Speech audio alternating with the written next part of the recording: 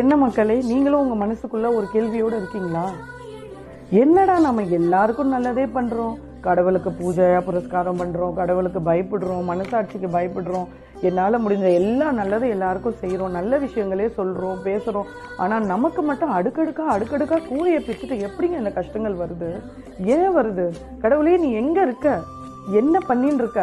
என் பிரார்த்தனை உனக்கு கேட்கலையா அப்படின்ற கேள்வி உங்களுக்கும் இருக்கா?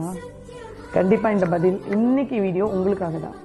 கிருஷ்ணர் கீதையில சொல்றார், என்ன சொல்றாருன்னா, பாவம் பண்ணினவன் சந்தோஷமா தான் இருப்பான், அதை பார்த்து நீ கவலைப்படாதன்னு சொல்றாரு. என்னடா இது ரிவர்ஸா இருக்கு அப்படின்னு யோசிக்கிறீங்களா? பாவம் பண்ணவங்களுக்கு எப்பவுமே கஷ்டங்கள் பின்னாடி வரும்.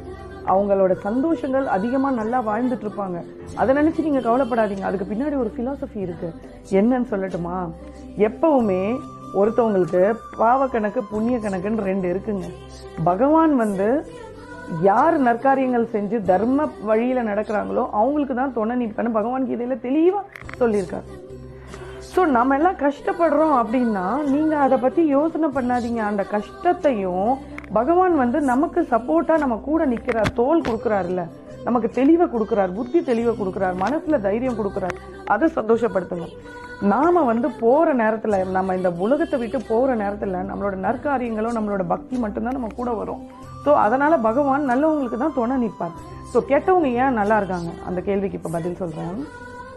அதாவது பகவான் என்ன யோசிப்பாருன்னா, இந்த கெட்டவன் ரொம்ப அக்கிரமம் பண்றான், இவனுக்கு தண்டனை கொடுக்கணும்னா என்ன பண்றதுன்னு யோசிச்சுட்டு அவர் என்ன பண்றாருன்னா, முதல்ல இவன் மொத்தம் அனுபவிச்சு செத்தொழியட்டோன்னு சொல்லி எல்லா புண்ணியத்தையும் முதல்ல கொடுத்துடுறாரு. உன் புண்ணிய கணக்கெல்லாம் டெபிட் ஆகட்டும்னு சொல்லி அவன் புண்ணியத்தை எல்லாம் கொடுத்துடுறாரு. ஸோ அந்த புண்ணிய கணக்கு அவனுக்கு ஓடிட்டு இருக்கையில தான் அவன் ரொம்ப சந்தோஷமா லாவிஷா ஜாலியா ஹாப்பியா இருக்கான்.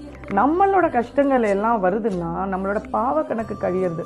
பாவ கணக்கு கழிஞ்சு கஷ்டப்பட்டாலும் பகவான் நம்மளோட இருக்கார். ஆனா அவனோட புண்ணிய கணக்கு டெபிட் எல்லாமே நில்லாகி அவன் அடி கீழே விழுந்தான்னா மேலே எழவே முடியாதுங்க.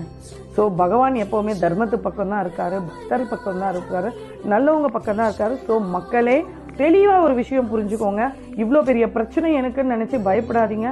அந்த பிரச்சனை கிட்ட சொல்லுங்க, என்னோட கிருஷ்ணர் எவ்வளோ பெரியவர் பாரு, எவ்வளோ பவர்ஃபுல் பாருன்னு சொல்லுங்க.